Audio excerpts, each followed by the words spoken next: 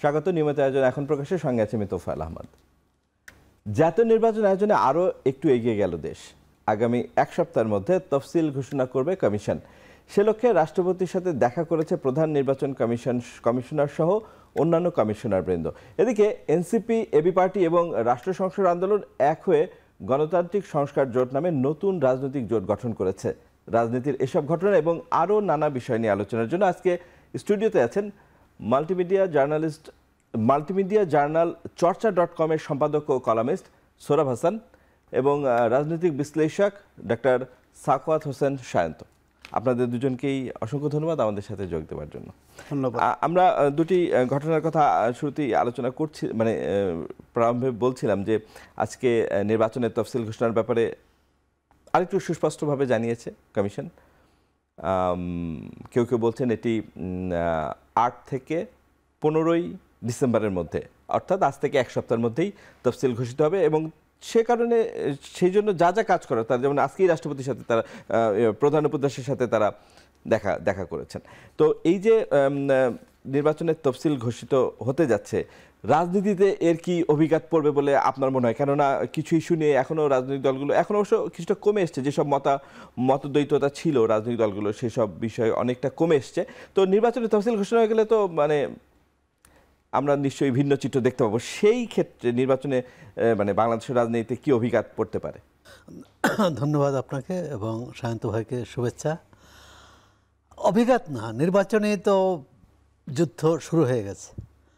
এখন এখানে রাজনৈতিক দলগুলো তফসিল নতুন কি উপাদান যোগ করবে এতে? তফসিল যে প্রথম বা দ্বিতীয় সপ্তাহে হবে এটা অনেক আগে থেকেই জানানো হয়েছিল এবং আজকে প্রধান উপদেষ্টার সাথে দেখা করেছেন নির্বাচন কমিশনের পদাধিকারীরা। সম্ভবত 10 তারিখে রাষ্ট্রপতির সঙ্গে সাক্ষাৎ এবং 10 তারিখে সাক্ষাতের পরেই ওদিনও হতে পারে, তার পরদিনও হতে পারে নির্বাচনের তফসিল হবে। তার মানে প্রতীকী হলেও রাষ্ট্রপতির কিন্তু একটা ক্ষমতা এখনও আছে। যদিও অনেকেই রাষ্ট্রপতিকে মানতে চান না, কিন্তু সংবিধান মানলে রাষ্ট্রপতিকে মানতে হয়, কারণ যা কিছু হচ্ছে সব কিন্তু রাষ্ট্রপতির নামে। সাংবিধানিক আদেশ এবং অন্যান্য এমনকি অন্তর্বর্তী সরকারের যে নিয়োগ সেটাও রাষ্ট্রপতির সিদ্ধান্তে। নির্বাচন নিয়ে তো জনমনে কৌতূহল, আগ্রহ, উৎসাহ, কল্পনা তো ওই যে যা হবে না নির্বাচন, একই সঙ্গে কল্পনা তো পানি ঢেলে, একই সঙ্গে সংশয়, সন্দেহ, শঙ্কাও আছে। সেটার একটা কারণ যে রাজনৈতিক সুস্থ ধারায় কি এগোচ্ছে। একটা হচ্ছে যে এখন প্রতিযোগী দলগুলোর মধ্যে বেশ উত্তপ্ত বাক্য বিনিময়, এক দল আর এক দলকে কেউ নির্বাচন না হওয়ার যে সংখ্যা, ওটা ওই পর্ব আমরা পার করে এসেছি। এখন যেটা হচ্ছে নির্বাচনটা কেমন হবে। আচ্ছা, নির্বাচনটা আমরা কি সুন্দর সুষ্ঠু, প্রধান উপদেষ্টা যেটা বলেছেন ইতিহাসের সেরা নির্বাচন করতে পারবো, না নির্বাচনে বেশ সংঘাত হবে, সংঘর্ষ হবে এবং এক ধরনের কি বলে জনমনে আতঙ্ক থাকবে। জনমনে যদি আতঙ্ক থাকে, ভয় থাকে, উপস্থিতি কম হবে। আরও একটি এখানে গুরুত্বপূর্ণ বিষয় হচ্ছে এই শুধু জাতীয় সংসদ নির্বাচন হচ্ছে না, এর সাথে গণভোটও হচ্ছে। এখন গণভোটের বিষয়ে রাজনৈতিক দলগুলো কিন্তু অভিন্ন মনোভাব দেখাচ্ছে না। জামাত ইসলামী এবং তার সহযোগী দলগুলো গণভোটের উপর খুবই তাদের গুরুত্ব দিচ্ছে, যে গণভোটের ফলাফল তাদের জন্য খুব গুরুত্বপূর্ণ বলে মনে করছেন। বিএনপি গণভোটের ব্যাপারে এক ধরনের কি বলে উদাসীনতা, বলছে যে তারা হায়ের পক্ষেও না, নায়ের পক্ষেও না, বা এ নিয়ে তাদের খুব একটা কি বলে প্রচেষ্টা চালাবে না। তারা তাদের প্রার্থীকে জয়ী করে এনেই আনার চেষ্টায় সর্বশক্তি নিয়োগ করবে এটি। তবে আরেকটি বিষয় যে বিরোধী দলীয় কি বলে বিএনপি চেয়ারপারসন খালেদা জিয়া, যিনি গত 23 তারিখ থেকে হাসপাতালে আছেন, তার আজকে কিছুটা ইতিবাচক খবর পাওয়া গেল। শান্ত ভাই চিকিৎসক, তিনি আরও বলতে পারবেন যে তার যে সিটি স্ক্যান হয়েছিল সেখানে তার পরিস্থিতি আগের চেয়ে উন্নত। এটি যদি তাকে বাইরে নেওয়ার যদি সম্ভব হয়, তাহলে তিনি যে উন্নত চিকিৎসার জন্য যাবেন। সেখানে আরেকটি প্রশ্ন আছে, আপনি যে তাহলে বিএনপির যে ভারপ্রাপ্ত চেয়ারম্যান এখন, তার আশাটাকে বিলম্ব হবে কিনা, এই প্রশ্নটা জনমনে আছে। সেই প্রশ্নটা আমি ডক্টর সায়ন্তকে করতে চাই যে নির্বাচনের তফসিল ঘোষণা হলে তারেক রহমান বিবিসি বাংলাকে বলেছেন তিনি নির্বাচনে অংশ নেবেন, সুস্পষ্টভাবে বলেছিলেন। তো সেক্ষেত্রে তফসিল ঘোষণা হলে তার দেশে আসার এক ধরনের বাধ্যবাধকতা তৈরি হয়। সংসদীয় আরপিওতে কিছু সংশোধন হয়েছে, সেখানে সশরীরে মনোনয়ন দাখিলের ইস্যু আছে। সেক্ষেত্রে কি আমরা শীঘ্রই দেখতে পাচ্ছি তারেক রহমান দেশে আসবেন? তারেক রহমান যেরকম সংবাদ মাধ্যমকে বলেছেন, তাদের তো সেটা দেখতে পারারই কথা। যদি বাংলাদেশের আইনে এবং তার ওইখানকার কোনো এমন ইস্যু না থাকে যেটা তাকে আসতে বাধা দেয়, এরকম পরিস্থিতি যদি না থাকে, নিশ্চয়ই তিনি একটা দলের বিএনপির প্রধান, তিনি গুরুতর অসুস্থ, সংকটাপন্ন, আল্লাহ তাকে আমাদের মাঝে ফিরিয়ে দেবেন এই প্রত্যাশা আমরা করি, কিন্তু তারপরও এই অসুস্থতা থেকে এসে তিনি নির্বাচন বা দলের হাল ধরবেন এটা প্রত্যাশা করা ঠিক হবে না। সেই বিবেচনায় এই দলের হাল ধরতে হচ্ছে এবং নির্বাচনী বৈতরণী পার হবার জন্য যা কিছু করণীয় প্রধান নেতা হিসেবে জনাব তারেক রহমানকেই করতে হচ্ছে বা করতে হবে। তিনি যদি নির্বাচনী মাঠে অনুপস্থিত থাকেন, সেটার একটা প্রভাব তো দলের উপরে বা ভোটারদের উপর পড়বেই। ফলে দলকে, দেশকে, গণতন্ত্রকে এগিয়ে নিতে হলে বিএনপির যে ভূমিকা রাখার প্রতিশ্রুতি, তাতে তারেক রহমানের উপস্থিতির বিকল্প নাই।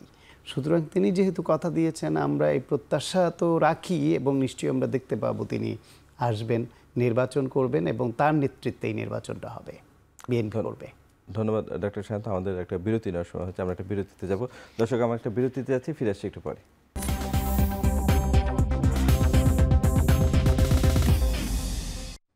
বিরতির পর আবারও ফিরে এলাম আজকের আলোচনায়। জনাব সোহরাব হাসান, একটা দাবি ছিল যে তফসিল ঘোষণা হলে অন্তর্বর্তী সরকারকে তত্ত্বাবধায়ক মুডে নিয়ে যাওয়ার। আমরা এর আগের তত্ত্বাবধায়কগুলো দেখেছি, অনেকেই বলেন নির্মোহভাবে কাজ করতে পেরেছে কোনো কোনো তত্ত্বাবধায়ক সরকার। অন্তর্বর্তী সরকার ঠিক সেরকম নয়, তাকে তত্ত্বাবধায়ক সরকারের মুডে যেতে হবে। নির্বাচনের তফসিল ঘোষণা হলে অন্তর্বর্তী সরকারের চ্যালেঞ্জ বেড়ে যাবে নিশ্চয়ই, আপনি কি মনে করেন? না, পুরো চ্যালেঞ্জ কি তারা যেদিন দায়িত্ব নিয়েছেন সেদিন থেকেই চ্যালেঞ্জ আছে, কিন্তু প্রথমত হচ্ছে সংস্কার, বিচার এবং নির্বাচন। হ্যাঁ, নির্বাচনের ক্ষেত্রে তাদের চ্যালেঞ্জটা বাড়তি হবে। আর সেটি এখন কিভাবে মোকাবেলা করবে, এক হচ্ছে যে এই যে তত্ত্বাবধায়ক সরকারের মুডে বা মনোভাবে চলে যেতে হবে, এর অর্থ হচ্ছে অন্তর্বর্তী সরকার যেভাবে এইভাবে চলবে শাসন চলেছে, না শাসন চালিয়েছে, এটা অন্তত প্রতিযোগী রাজনৈতিক দলগুলো সন্তুষ্ট নয়। তারা মনে করছে অন্তর্বর্তী সরকার কারো না কারো পক্ষে কাজ করছে, এবং আমরা প্রকাশ্যেই দেখছি বলছে বিএনপি বলেছে জামাতের প্রতি পক্ষপাত দেখাচ্ছে, জামাত বলছে বিএনপির প্রতি, এনসিপি বলছে অন্যদের প্রতি, আবার অন্যরা বলছে এনসিপির প্রতি। সবটা মিলে অন্তর্বর্তী সরকার এক ধরনের দোলা চলে আছে, এবং এটা শুরু থেকে নির্বাচনের তারিখ ঘোষণা বা সময় ঘোষণা থেকে শুরু করে অনেক ব্যাপারে তাদের বেশ কিছু সিদ্ধান্ত নেওয়ার ক্ষেত্রে বেশ দ্বিধাদ্বন্দ্ব দেখা গেছে। এটি এখন বলবো যে তফসিল ঘোষণার পর নির্বাচন সরকারকে আরও শক্ত হতে হবে। যেমন সরকার প্রশাসনে যে রদবদল করলো, এটি নিয়েও বিতর্ক উঠেছে, এবং শেষমেশ সরকার বিতর্ক এড়ানোর জন্য কম যাতে হয় লটারির আশ্রয় নিয়েছে। এখন ভোট তো আর লটারি দিয়ে হবে না, ভোটটাকে সেখানে উপস্থিতি ভোটারদের উপস্থিত করতে হবে। আমি মনে করি সরকারের চেয়ে রাজনৈতিক দলগুলোর মধ্যে আস্থার পরিবেশটা ফিরে আনা উচিত।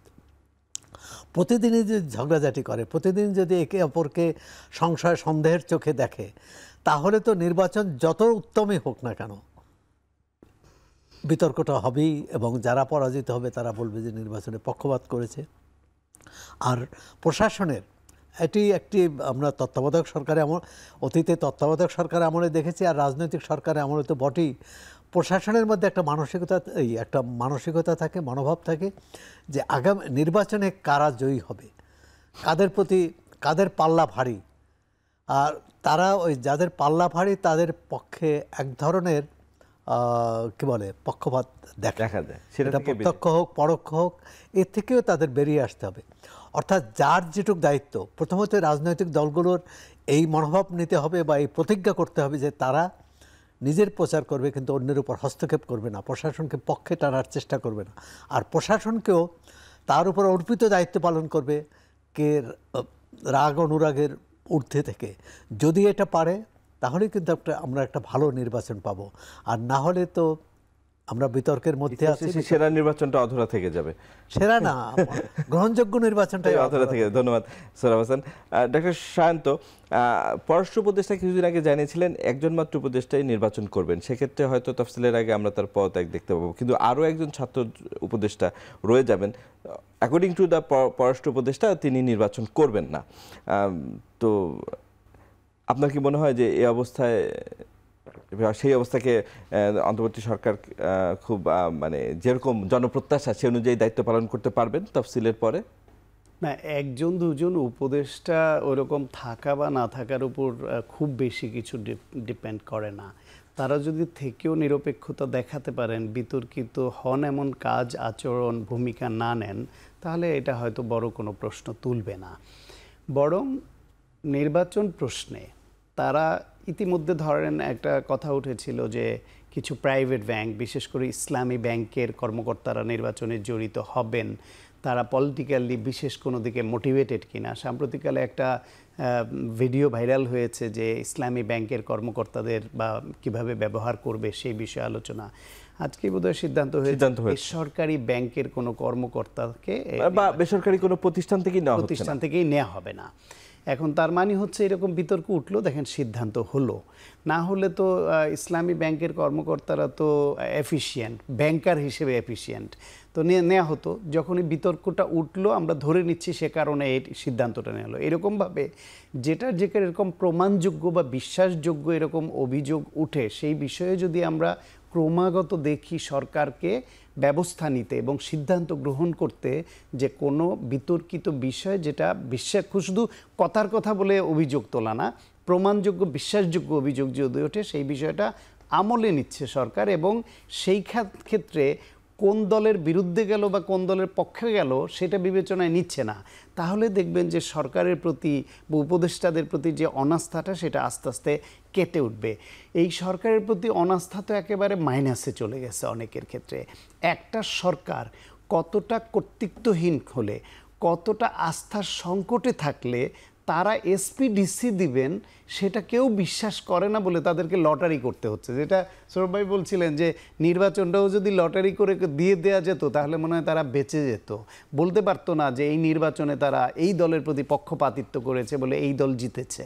সুতরাং ওইটাও তারা মনে হয় চাইতো যদি এরকম কোনো অপশন থাকতো। ফলে একটা প্রশাসন, রাষ্ট্র যারা চালাচ্ছে, গোটা রাষ্ট্রটা যারা চালাচ্ছে, তাদের গার্ডস, তাদের যে ট্রাস্ট দি পজিশন সেটা কতটা দুর্বল হলে, তাদের কর্তৃত্ব কতটা নিজেদের হাতে না থাকলে রাষ্ট্র পরিচালনার, তাদেরকে লটারি নির্ভর সরকার হতে হয়। কিন্তু সেইখান থেকে এখনও সময় আছে। নির্বাচনী কাজের প্রশ্নে তারা যদি ওই রকম পজিশন এবং নির্বাচন কমিশন যদি ওই ভূমিকায় অবতীর্ণ হয় যে কাউকেই আমরা কোনো অন্যায় দেখলে ছাড় দিব না, সেটা যত বড় দল হোক, যত ছোট দল হোক, যত শক্তিশালী হোক বা দুর্বল হোক, এই যে সবার প্রতি সমান দৃষ্টিতে দেখার এই চর্চাটা যদি তারা অব্যাহত রাখে শুরু থেকে, তাহলে এই সংশয়টা কেটে যাবে। কিন্তু যদি এমন হয় ধরেন যে একটার বেলায় তারা একটু কঠোরতা দেখালো আর একটার বেলায় দেখালো না, তখনই বিতর্ক উঠবে। ফলে বাংলাদেশে এইবার চ্যালেঞ্জ কিন্তু অন্যবারের তুলনায় অনেক বেশি নির্বাচনে।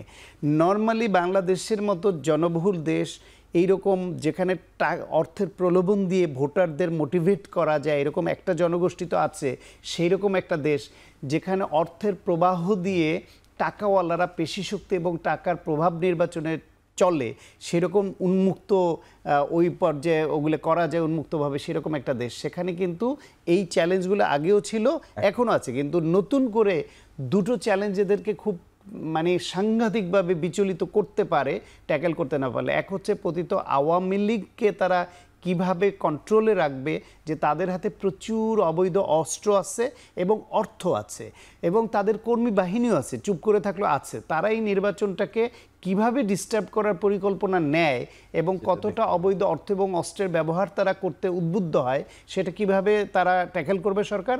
আর একটা হচ্ছে ভার্চুয়াল মিডিয়া হচ্ছে এখন বড় একটা সমস্যা, যেটা অন্যের চরিত্র হনন করা, অন্যকে অপদস্থ করবার যখন তখন এই অস্ত্রটা ব্যবহার করে অনেকজনে, সেটা কিভাবে কন্ট্রোল করবে, সেটার বিচার কিভাবে করবে, এই দুইটা নতুন চ্যালেঞ্জ এই সরকারের জন্য আছে। ধন্যবাদ ডক্টর শায়ন্ত। আমাদের আরো একটা বিরতি নেওয়ার সময় আছে। দর্শক, আমরা একটা বিরতিতে যাচ্ছি, ফিরে আসছি একটু পরে।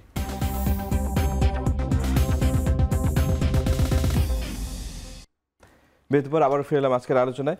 ডক্টর শায়ন্ত, আপনার কাছে যাওয়ার আগে শেষ করেছিলাম, আবারও আপনার কাছে আসি। একটি জোট গঠন হয়েছে, আজকেই একটি জোটের আত্মপ্রকাশ ঘটলো। অনেকদিন থেকেই আমরা আলাপ আলোচনা চলছিল, দেখছিলাম এনসিপি, এবি পার্টি এবং রাষ্ট্র সংস্কার আন্দোলন, তারা একটি জোট গঠন করেছে গণতান্ত্রিক সংস্কার জোট নামে।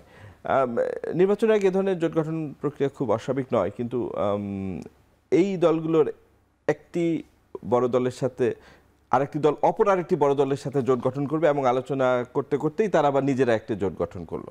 তা আপনার কাছে কি মনে হয় যে আসলে এই যে জোট গঠন প্রক্রিয়া কতটা আদর্শিক, নাকি আসন ভাগাভাগির ক্ষেত্রে বঞ্চিত হয়ে? এটা তো একদম ওপেন যে আসন ভাগাভাগির ক্ষেত্রে কাঙ্ক্ষিত ফল না পেয়ে তারা কোনো জোটে যায়নি। এনসিপি তো এখনও বলেছে যে একদম শেষ সময় পর্যন্ত বিএনপি এবং জামায়াতের সঙ্গে তাদের জোটের আলোচনা চলবে। এটা তো একদম গতকালও শুনেছি তাদের নেতাদের মুখে। এখন এইবার এই জোটের সমীকরণটা একটু জটিল হয়ে গেছে। অন্যান্যবার যে জোটের সমীকরণ সেটার থেকে এটার প্রেক্ষাপটটাই ভিন্ন, কারণ এনসিপি, গণ অধিকার পরিষদ, এবি পার্টি সহ এই ধরনের যে দলগুলি, এদের বাস্তবতা হচ্ছে এদের দু একজন বা কয়েকজন করে নেতা আছেন যারা টকশোর কারণে বা মিডিয়ার কারণে বা আন্দোলন সংগ্রামে ভূমিকা রাখার কারণে দেশের অনেক মানুষ তাদের চেনে। মানে তাদের একটা তাদের পরিচিতিটা অনেকটা জাতীয় পর্যায়ের পরিচিতি, কিন্তু ভোটের বিবেচনায় কোনো একটা নির্দিষ্ট আসন কেন্দ্রিক এদের অনেকেরই ভোটারদের কাছে ওই রকম অবস্থান নাই বা গ্রহণযোগ্যতা নাই, বা তারা নির্বাচিত হয়ে আসতে পারেন সেই পরিস্থিতিটা বেশিরভাগ নেতারই নাই। এখন ধরেন এনসিপির কথাই আমি বলি নাম উল্লেখ করে, যে এনসিপি প্রত্যাশা করে, গণ অভ্যুত্থানের নেতৃত্ব দিয়েছে তরুণ নেতা, তাদের অনেক আসন পাওয়া উচিত। কিন্তু বড় দল বা অন্য কোনো দল যখন আপনার জোটে নিবে, তাদের মুখ্য টার্গেটটা কি থাকে, যে তাকে এমপি বানিয়ে আনতে হবে, সরকার গঠন করতে হবে। তাহলে সেই ক্ষেত্রে নিজ দলের একজন নেতাকে না দিয়ে অন্য কাউকে কখন দিবে? যদি তার ন্যূনতম সম্ভাবনা থাকে যে এলাকায় তার অবস্থান আছে, মানুষ তাকে ভোট দিবে, আমার দল সেটার সঙ্গে বাড়তি সহযোগী হিসেবে যুক্ত হবে এবং সে এমপি হয়ে আসতে পারে। এখন বিএনপি বা জামাত যাদের সঙ্গে জোট করবে, তারা যদি মনে করে যে এই দলকে, এনসিপি হোক, গণ অধিকার বা অন্য পার্টির, এরা যেই সংখ্যায় চাচ্ছে এদেরকে ওই সংখ্যা বা ধারে কাছেও সিট ছেড়ে দিলে মেজরিটি অংশ স্বেচ্ছায় আগাম পরাজয় বরণ করা হলো, সেটা কি একটা বড় দল কখনো করবে?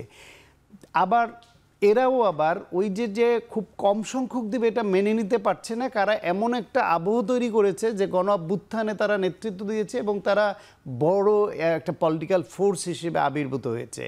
ফলে ওই যে বড় দলের সঙ্গে জোট, এটা প্র্যাকটিক্যালি পসিবল হচ্ছে না। তখন তারা আবার যদি একদমই একা করে, তাহলে এমন একটা পরীক্ষায় পড়ে যাবে যে তাদের প্রাপ্ত ভোট যদি একেবারেই নগণ্য হয়, সেটা তাদের ভবিষ্যৎ রাজনীতিকে প্রশ্নবিদ্ধ করে ফেলবে, হোঁচট খাবে। সেই ক্ষেত্রে যদি এইভাবে কিছু ছোট দলের সঙ্গে যারা সমমনা মধ্যপন্থী তাদের করতে পারে, তাতে একটা কাজ হবে। ভোটে খুব প্রভাব না পড়লেও এদের যে ভোকাল, এই মানে ওই যে বললাম যে ছোট দলেরও কিছু বড় নেতা আছে, এই রকম অনেকে একসঙ্গে হলে তারা যখন এক সুরে কথা বলবে, সেটার দেশের ভোটে বা রাজনীতিতে একটা প্রভাব পড়তেও পারে। ধন্যবাদ ডক্টর শায়ন্ত। জনাব সোহরাব হাসান, আপনার কি মনে হয় যে এনসিপি একটি গণঅভ্যুত্থানে সামনের সারিতে থাকা তরুণদের সমন্বয়ে গঠিত একটি দল, তারা একটি জোটে গেল, এটা কি প্রভাব পড়বে? একসময় তারা বলছিল তারা বিজয়ের ক্ষেত্রে নির্ণায়ক শক্তি হবে, না বিএনপির সাথে যাবে অথবা জামাতের সাথে যাবে, তারা যখন এইভাবে একটি জোট গঠন করলো, তার ফল বা প্রভাব কি পড়বে বলে আপনার মনে হয়? 24-এর অভ্যুত্থানের সময় তো এনসিপি গঠিত হয়নি, তবে সেই অভ্যুত্থানে যারা ছাত্রদের মধ্য থেকে নেতৃত্ব দিয়েছিলেন তারা পরবর্তীকালে তাদের, কিন্তু সবাই না, তাদের একাংশ মিলে জাতীয় নাগরিক পার্টি করেছে। হ্যাঁ, পার্টি যখন যাত্রা শুরু করে, যখন ঘোষণা হয়, তখন কিন্তু মানুষের মধ্যে একটা উচ্ছ্বাস ছিল, আবেগ ছিল, সমর্থনও ছিল। সেটি কিন্তু গত 7-8-9 মাসে তারা হারিয়ে ফেলছে অনেকখানি।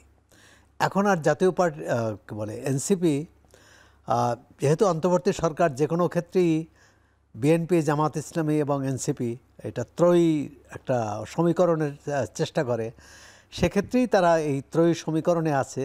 কিন্তু রাজনৈতিক শক্তি, ভিত, জনসমর্থন যদি ধরি, সেরকম তাদের নেই। আরেকটি হচ্ছে, একটি রাজনৈতিক দল তো রাতারাতি গঠিত হতে হয় না বা বিকশিত হতে পারে না, সময় লাগে।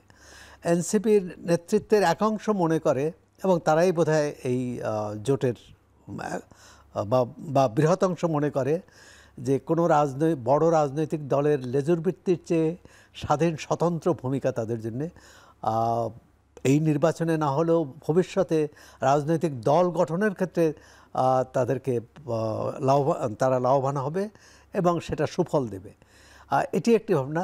তার আরেকটি ব্যাপারে বলে, আপনার ভাবনাটা কি, এরা কেমন করবে, মানে এই যে এনসিপি বা এই জোট? আচ্ছা, জোট একটাই হচ্ছে যে শান্ত ভাই যেটা বললেন, যে 3 দল মিলে যদি, এই 3 দল মিলে আরও যদি কেউ আসে, বা ধরে নিলাম 3 দল, এখন এই 3 দলের এককভাবে তো হয়তো তাদের 300 আসনে প্রার্থী দেওয়ারই লোক নেই। তা সেক্ষেত্রে 3 দল মিলে 300 আসনে প্রার্থী দিলে একটা শক্তি হবে, অন্তত বোঝাতে পারবে যে তা আমরা প্রতিদ্বন্দ্বিতা করছি। আরেকটি, এনসিপি বা বিশেষ করে রাষ্ট্র সংস্কার আন্দোলন শুরু থেকে কিন্তু একটা রাষ্ট্র সংস্কারের বিষয়টি, এটি যে শুধু জুলাই সনদেরকে নিয়ে সরকার যে ঐকমত্য কমিশন গঠন করেছে, তারও অনেক আগে থেকে কিন্তু তারা 2-3-4 বছর আগে থেকে সংস্কারের পক্ষে তারা জনমত তৈরি করা আন্দোলন করেছে। এখন এটা কতটা তারা জনগণের কাছে কতটা যেতে পারবে, এক হচ্ছে যে জনগণের কাছে যেতে হলে কর্মী সমর্থক থাকতে হবে, তাদের মাধ্যমেই যেতে হবে। নির্বাচন একটা তাদের সুযোগ এনে দিতে পারে, সেটা কতটা পারবে এটা তাদের উপর নির্ভর করবে। আর যে কথাটি বলছেন, ওইটার মধ্যে একটা সুবিধাবাদী চিন্তা আছে, যে শেষ পর্যন্ত তারা জোট গঠনের চেষ্টা চালিয়ে যাবে, আর সেক্ষেত্রে ক্ষমতার অংশীদার হবে। এখন সেটা ভালো হবে না তাদের স্বতন্ত্র ধারা এগিয়ে নেওয়াটা ভালো হবে, এটি সময়ই বলে দেবে। ধন্যবাদ সোহরাব হোসেন। আমাদের আরেকটা বিরতি নেওয়ার সময় হচ্ছে, দর্শক আমরা বিরতিতে যাচ্ছি, ফিরে আসছি একটু পরে।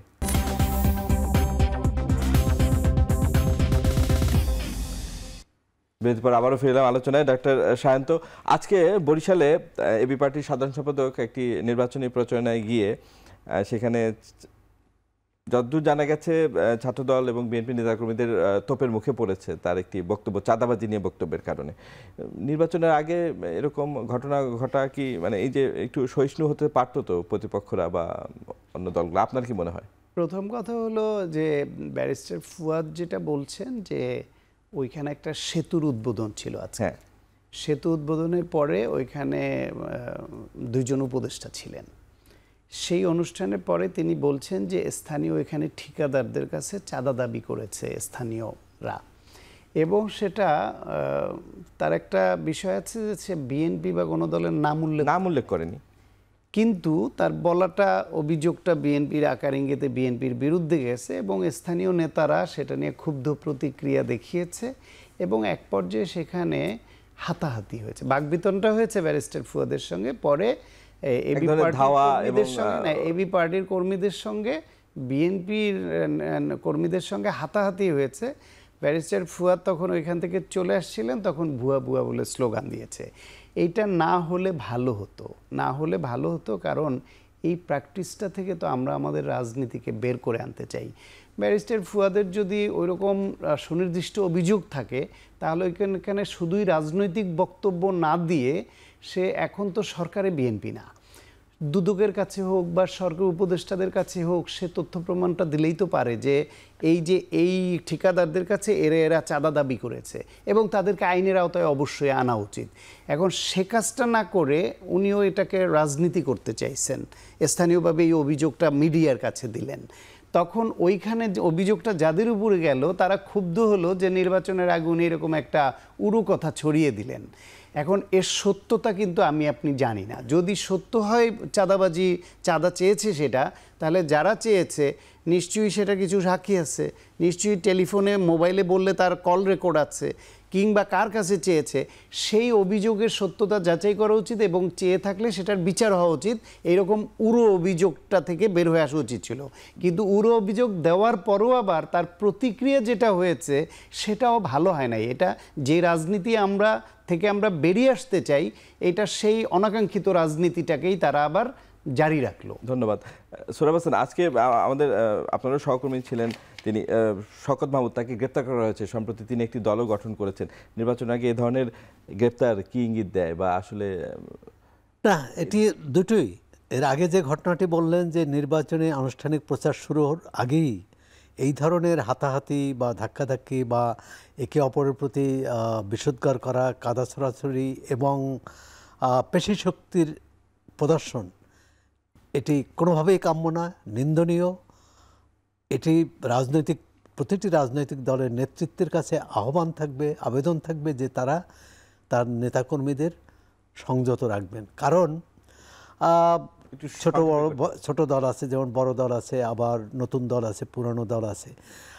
রাজনীতি, এখানে তো আমরা নির্বাচন করতে যাচ্ছি, তাই নির্বাচন তো পেশি শক্তির বিষয় না, ভোটারদের মন জয় করার বিষয়।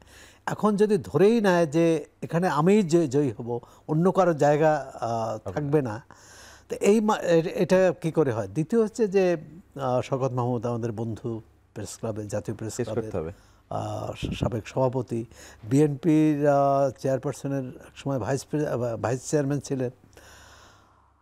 এটি খুবই দুঃখজনক ঘটনা যে তার গ্রেপ্তার হওয়া। কিন্তু এর সঙ্গে যেটা জানা যায় সেটা হচ্ছে যে সিআইএর স্বঘোষিত কি বলে প্রতিনিধি হিসাবে দাবিদার কি এনায়েত করিম নাকি এই ধরনের, যাই হোক, তার সাথে যোগাযোগ, আচ্ছা, তার সাথে যোগাযোগের ক্ষেত্রে এর আগে বিএনপির সাবেক শিক্ষা প্রতিমন্ত্রী এহসানুল মিলন, তিনি কিন্তু সংবাদ সম্মেলন করে এর প্রতিবাদ করেছিলেন। তাকে বিমানবন্দরে যেতে দেয়নি, বাইরে। তিনি বলেছিলেন যে তার বিরুদ্ধে অভিযোগটা করা হয়েছে যে তার সাথে যোগাযোগ। তিনি বলেন যে এই লোকের সাথে আমার কখনোই যোগাযোগ হয়নি।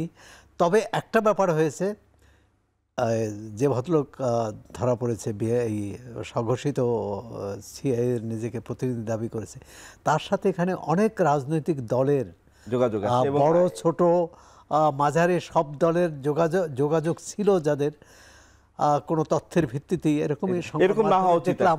তবে এটি সত্য কোনটি প্রকাশ হওয়া উচিত। কারণ আমরা হচ্ছে কি যে সরকার যদি এটা প্রকাশ না করে, সরকারের যারা তাদের পক্ষ থেকে একটা ব্যাখ্যা দেওয়া উচিত। কালকে আপনাকে পছন্দ, ধন্যবাদ। আমাদের আসলে সময় যে কোনো আরেকজনের মধ্যে একটা মামলা দিল এবং নির্বাচনের আগের মতো একটা রাজনৈতিক হাতিয়ার হিসেবে ব্যবহার না করা হয়, সেটি প্রত্যাশা করব তিনি যাতে ন্যায় বিচার পান। ধন্যবাদ। দর্শক, আমাদের এখানে শেষ করতে হচ্ছে। আবারও দেখা হবে সমসাময়িক বিষয় নিয়ে। আজকে এখানে শেষ। শুভরাত্রি।